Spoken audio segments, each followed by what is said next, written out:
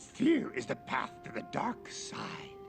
Fear leads to anger. Anger leads to hate. Hate leads to suffering.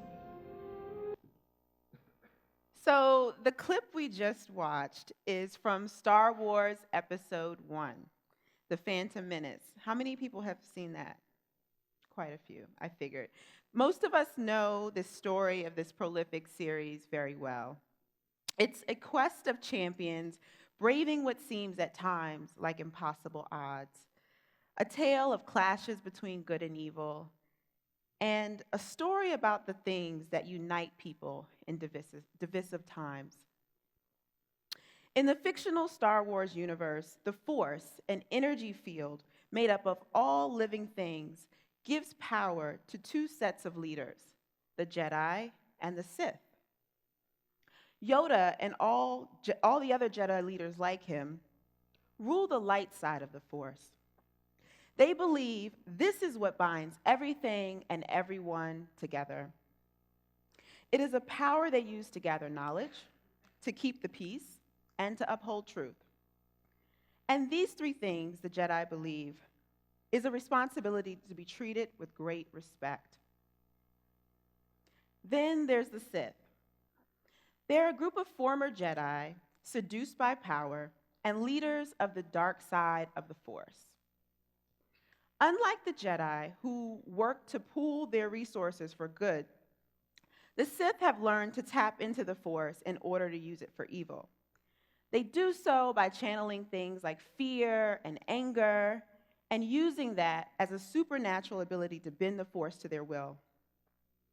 And just like it does for the characters tormented by the Sith in Star Wars, I believe fear-based leadership torments all of us. I actually think it might be one of the greatest challenges we're facing today. In thinking about Yoda's quote a little bit more, fear as a pathway to the dark side, a corridor to anger, hate, suffering, I realized that it was the perfect jumping off point to explore this topic a little further. Even if you've never seen a single Star Wars episode, these themes should resonate with you.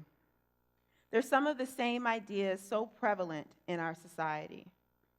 We all know someone who has been manipulated by fear.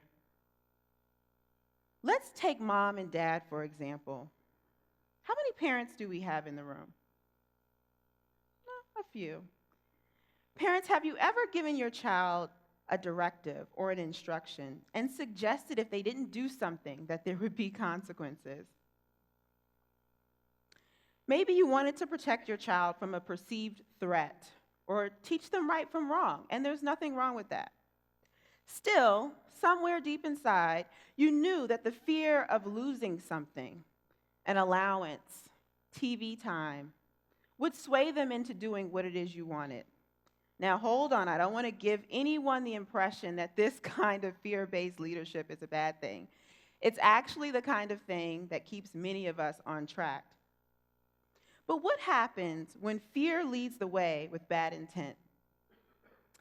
Towards the end of the 19th century and following the abolishment of slavery, the perceived rise in the status of Black Americans due to their skilled labor ability and newfound freedoms, prompted many white Southerners in particular, who previously profited from the system of slavery, to grow increasingly worried that desegregating society posed a tremendous threat to their political and economic security. So in response, the Southern Democratic Party developed an entire campaign around these concerns. What they did was to exploit the fear of some white Americans by leading a charge to develop what was called Jim Crow laws. This was a kind of permissible institutionalized racism. The purpose of these statutes was explicitly to restrict the civil rights and liberties of Black Americans. Beginning in the 1890s, and for 3/4 of a century thereafter, these disenfranchisement rules in our country ruled over almost every aspect of everyday life, and they represented a type of racial apartheid led by supremacists during the post-Reconstruction era. By 1914, nearly every southern state had adopted these laws. These laws effectively created one black and one white society. You may have heard of it as separate but equal before.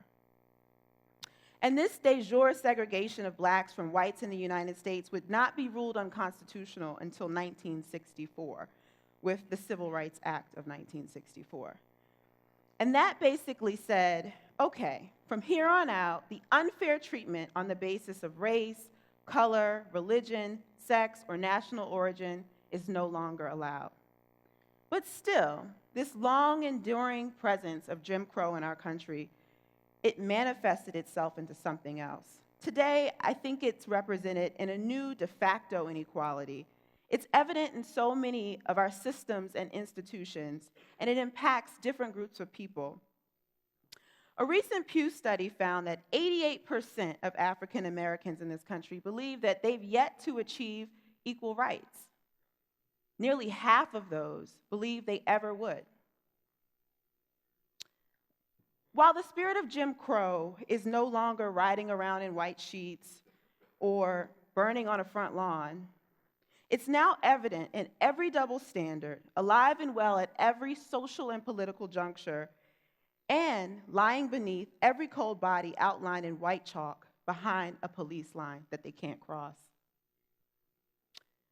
In 1933, in another example of how dangerous it can be to allow fear to lead, the appointment of an anti-Semitic leader as the Chancellor of Germany prompted the creation of the Nazi state and birthed a dictator.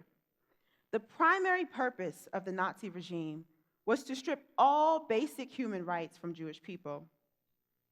Concentration camps were established, and in addition, the chancellor ordered for the imprisonment, execution, and overall abolishment of homosexuals, Jehovah's Witnesses, and anyone else deemed to be dangerous.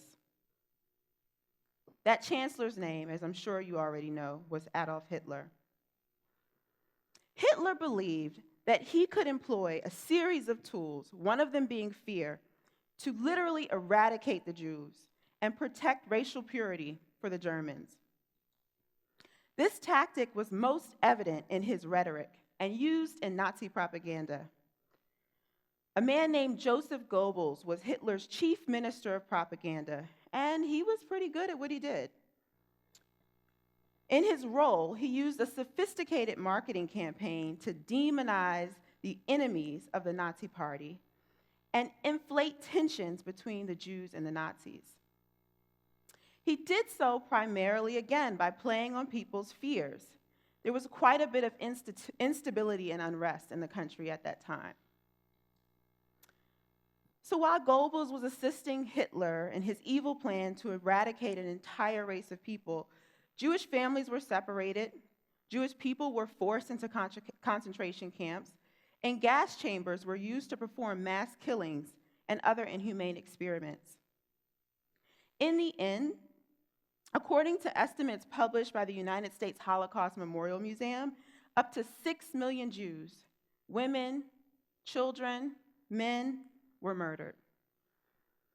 Today, a civil war rooted in religious and political tensions and exasperated by the use of fear to both oppress and control those in opposition to the Syrian government has resulted in the deaths of more than 400,000 people. Since 2011, Syria's president has overseen a regime that carries out chemical weapon attacks, bombs mosques, schools, and marketplaces, and tortures Syrian citizens. Just this past week, another chemical attack took place, and it killed more than 80 people. In response, the United States launched a military airstrike on the site from which the chemical attack was believed to be launched. This move to step in and show force was applauded by some people, but others believed that it was in stark contrast to the current travel ban barring Syrian refugees from entering the United States to seek safety. They asked the question, how come, as a country, we have the courage to launch a missile attack, but we remain afraid to build bridges and not walls. You see, the trouble with fear is this. It is so pervasive that in the wrong hands, it cannot be contained. Instead, it is often manipulated and it spreads. It can be drudged up and turned into a power that corrupts the moral compass of others. In today's American political climate, this issue is on the rise, and it's dividing us. We see leaders who exploit the concerns of everyday people for personal gain. Don't get me wrong, the things that keep us up at night, all of us up at night, do matter. And we should be looking for leaders who speak directly to those issues. Issues like personal security, border control, economic justice, education, the environment. Those issues shouldn't be ignored. They are relevant and they are important. But we all, no matter what our political beliefs, should be seeking leaders who are working towards solutions, not working to incite fear. We should be wary of leaders who seek to use our vulnerabilities to turn us against one another. As a journalist, my responsibility is to present the truth so that fear-based leadership doesn't penetrate the public. Lately, that's been a hard job. Many of our political leaders use their platform to disassemble the facts, shame the work of the media, and control the narrative, and that confuses people. No matter how challenging it can be, I think what I'm doing is really important. And that's because I want to live in a world where I can be a part of creating a new kind of leadership. One where people don't allow themselves to be led or paralyzed by trepidation. One where we all practice self-awareness and shield ourselves from the force field of fear. I realize that this work is really, really worth it. And so today, I shared this little message, hoping I could inspire a few of the next generation's leaders like you. And I thought there were 3 key takeaway points that could really drive my message home, and you could use them as you walk out of this room. The first charge I would give to you is to raise awareness around this issue. That's what we're doing here today by having this TED Talk, but it shouldn't stop here. We should leave this room and take this conversation about fear-based leadership back onto our college campus, into our classrooms, bring it to the dinner table when you're sitting around talking with your family. Next, understand your role in it, and this is tricky.